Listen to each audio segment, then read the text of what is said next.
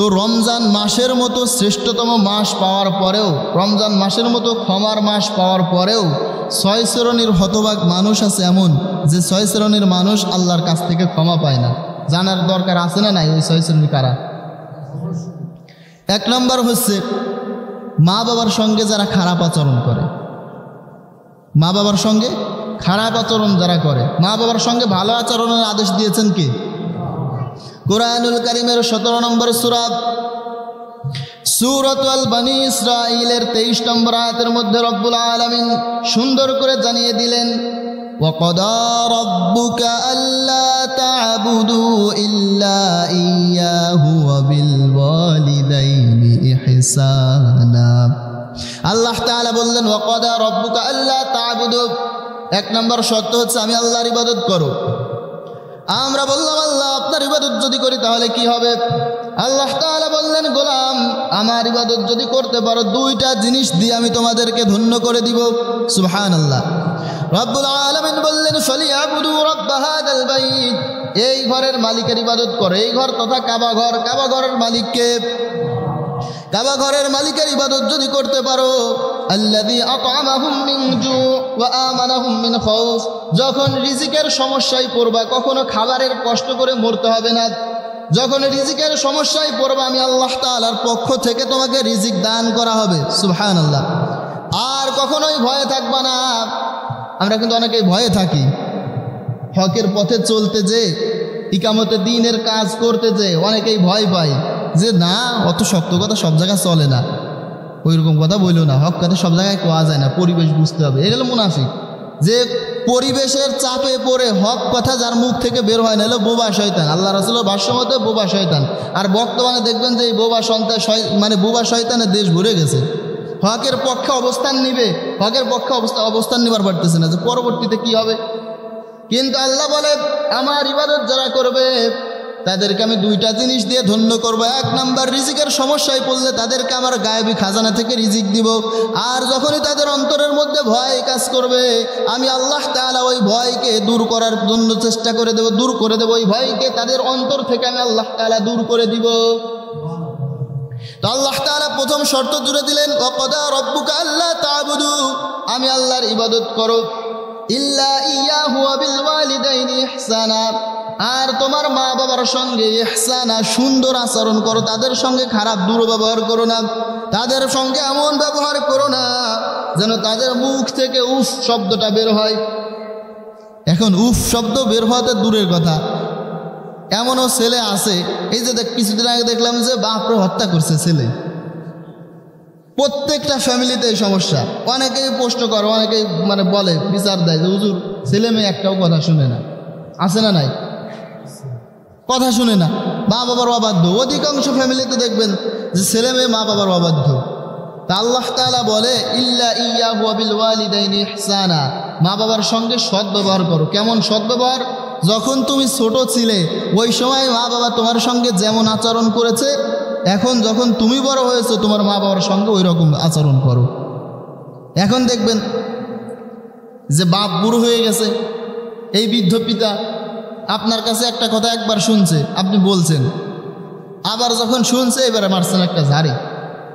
কিন্তু আপনি যখন ছোট ছিলেন, আমরা যখন ছোট ছিলাম, কোনো একটা প্রশ্ন বাপের কাছে একবার করার পরে দ্বিতীয়বার যখন জিজ্ঞাসা করছে তখন ঝাড়ি মারছিল? কথা কয় না, ঝাড়ি কি মারছিল?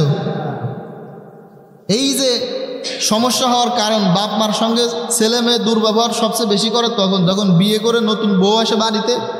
হক কথা শুনতে খারাপ লাগতে পারে, নতুন বউ যখন বাড়িতে আসে এবার দেখবেন যে দুর্ব্যবহার করা শুরু হয়ে যায়। শ্বশুর শাশুড়ির মা বাপের নাম যখন শ্বশুর শাশুড়ি নিবে তখন আব্বা আম্মা, ওয়াজিব গুণ আদায় করে আম্মা বলতেছে, আর নিজের মারে বুড়ো বুড়ি বলা শুরু করে দেয়। আছে না নাই?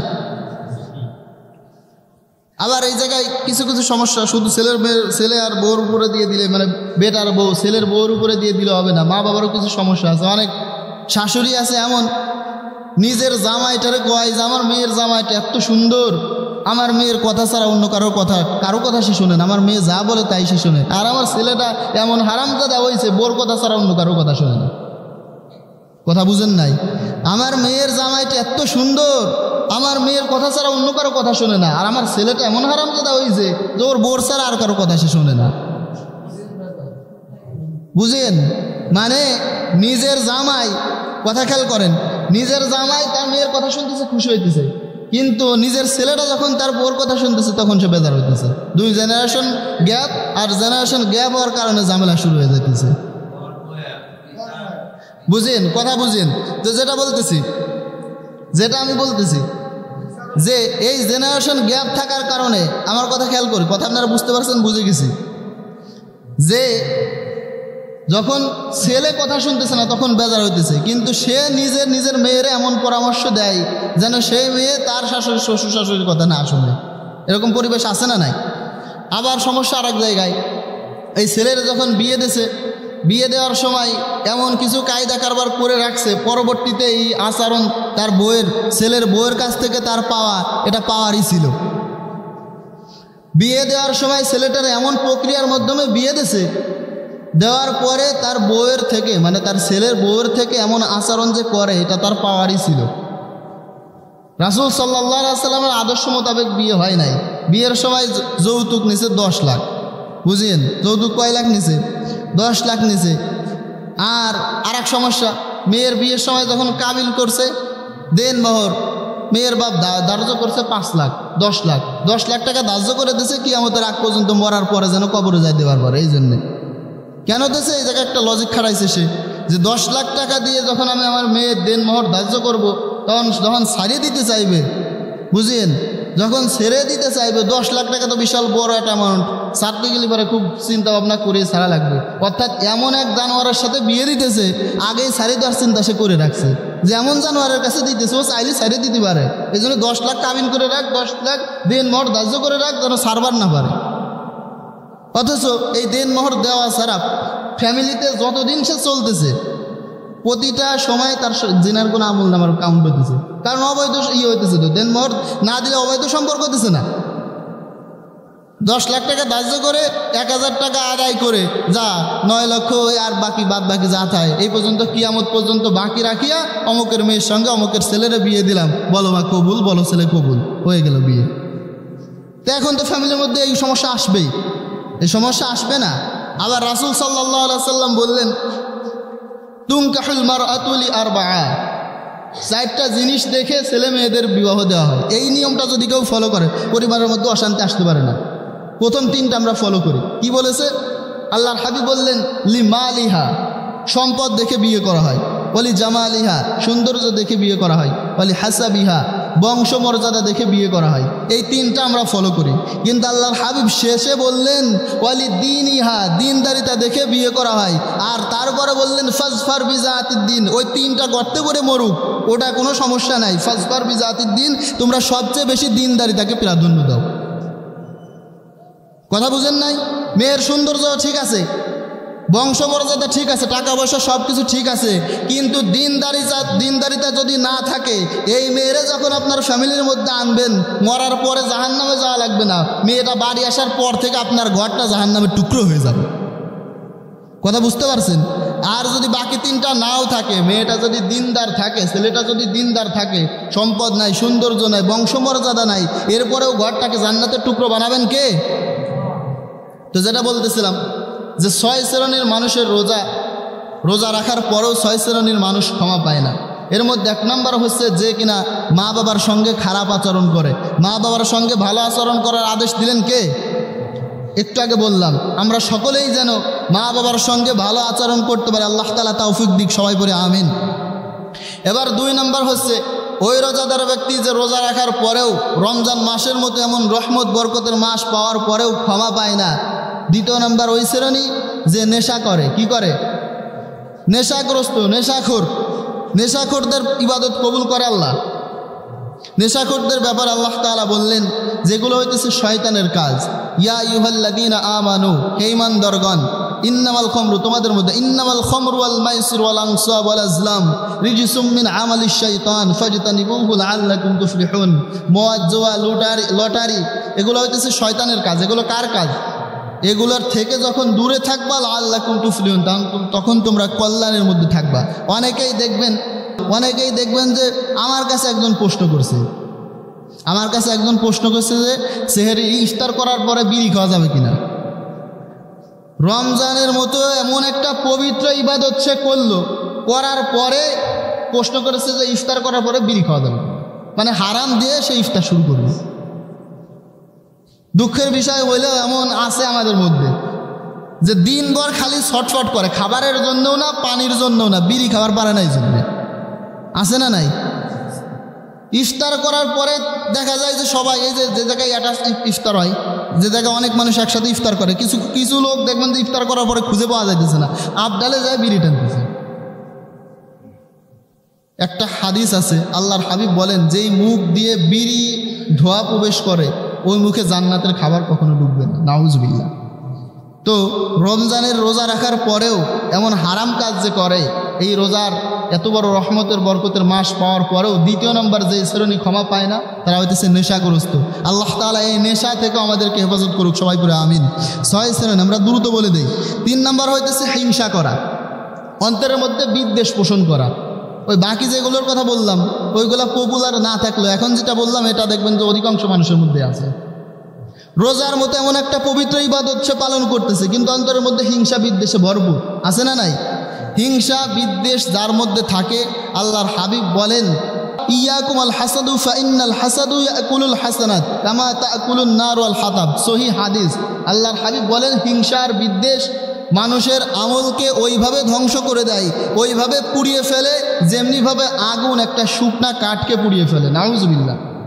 এই রমজানের এমন পবিত্র ইবাদত করার পরেও যাদের অন্তরের মধ্যে হিংসা বিদ্বেষ অন্যের প্রতি রয়ে গেছে, আল্লাহ তাআলা আমাদের অন্তরকে হিংসা মুক্ত অন্তর থাকার তৌফিক দান করুক, সবাই বলে আমিন। আমরা দ্রুত শেষ করে দেবো। 4 নম্বর হচ্ছে মিথ্যা কথা বলা। এটা তো কমন, আর মিথ্যার একটা বৈশিষ্ট্য আছে। একটা মিথ্যা কথা যখন আপনি বলে ফেলবেন, এই মিথ্যা ঢাকার জন্য আরও 100টা মিথ্যা কথা বলা লাগবে। এটা চেনের মতো, শিকলের মতো। একটা যখন বলে ফেলছেন, এখন ওই মিথ্যাটা সত্য প্রমাণ করার জন্য আরও 100টা মিথ্যা কথা বলা লাগে। তো এই রমজানের রোজা রাখার পরেও, এমন পবিত্র ইবাদত করার পরেও 4 নম্বরে ক্ষমা পায় না ওই ব্যক্তি যে কথায় কথায় মিথ্যা কথা বলে। আল্লাহর হাবিব এখানে বলেছেন মাল্লাম ইয়াদু কওলা জুর। ওই রোজাদার ব্যক্তির কথা বলেছে, কওলা জুর, মিথ্যা কথা যে ব্যক্তি বলে, ফালাইসা লিল্লাহি হাজাতু আইয়াদউ তুআমাহু ওয়া শারাবাহু। ওই যে প্রথমে বললাম না, সে শুধু তুআমাহু ওয়া শারাবাহু, তুআমাত তো খাবার, শারাবাত তো পানাহার করা। সে মিথ্যা কথা যে ব্যক্তি যে রোজাদার মিথ্যা কথা বলে, ও শুধু খাবার আর পানাহার থেকে। 5 নম্বর হইতেছে গীবত করা। এই গীবত এটা তো কমন একটা রোগ, যে আমরা অনেকে আছে গীবত বোঝেন, এই সময় হয়ে যেতেছে, এটা একটু বুঝেন। গীবত হইতেছে একজন পাপ করে, সে একটা পাপ করে, এই পাপের সত্যি কথাটা, মানে সে যে খারাপ কাজগুলো করে এই সত্যি কথাটা আমি একজনের কাছে বললাম, এটা হলো গীবত। মানে সে ভালো কাজ নয়, তার নামে মিথ্যা বলা হয়তো বলতেছি না আর কি, সেই কাজগুলো করে, খারাপ কাজগুলোই করে, এইটা আমি যখন অন্যর কাছে বললাম এটা হলো গীবত। আর যদি সেই খারাপ কাজগুলো না করে তাহলে এটা মিথ্যা কথা। এখন দেখবেন যে নিজের পা থেকে মাথা পর্যন্ত দোষের অভাব নাই, মানে সারা জায়গায় কালি, অন্য জামার মধ্যে 100টা কলমের কালি পড়ছে, ওইটা আমরা দেখতেছি আয়না দিয়ে বড় করে জুম লেন্সে জুম করে দেখে অন্যর কাছে বর্ণনা করতেছি। কিন্তু আমার পা থেকে মাথা পর্যন্ত যে সমস্যা, একজনের কথা আমার কাছে খুব ভালো লাগছে যে আমি কারো সমালোচনা করব, আমার নিজের সমালোচনা করি তো আমি সময় পাই না, আমার মধ্যে এত সমস্যা, আমি অন্য সমালোচনা কি করে করব। আর 6 নম্বর যেটা, এটা 1 মিনিট আমি শেষ করব, হারাম খাওয়া। হালাল খাওয়ার ব্যাপারে বলেছেন কে?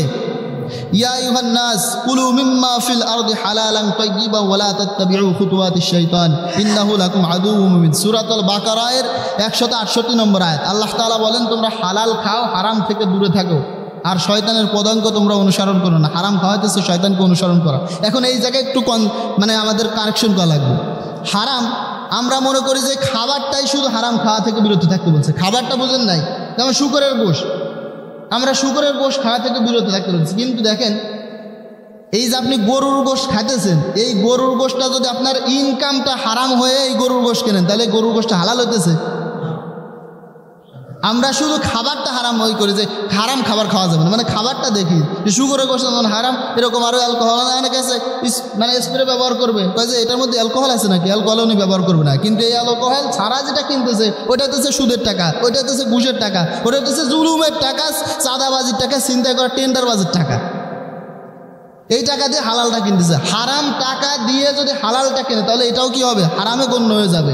আর 6 নম্বর যেটা, এই এমন পবিত্র মাস পাওয়ার পরেও যাদের দোয়া আল্লাহ কবুল করেন না, যাদের রোজা আল্লাহ কবুল করেন না, ওইটা হচ্ছে হারাম খাওয়া। যে 6টা পয়েন্ট বললাম, আল্লাহ তাআলা এ থেকে আমাদের সকলকে বিরত থাকার তৌফিক দান করুক। সবাই বলে আমিন। ওয়া আখির দাওয়ানা আলহামদুলিল্লাহি রাব্বিল আলামিন।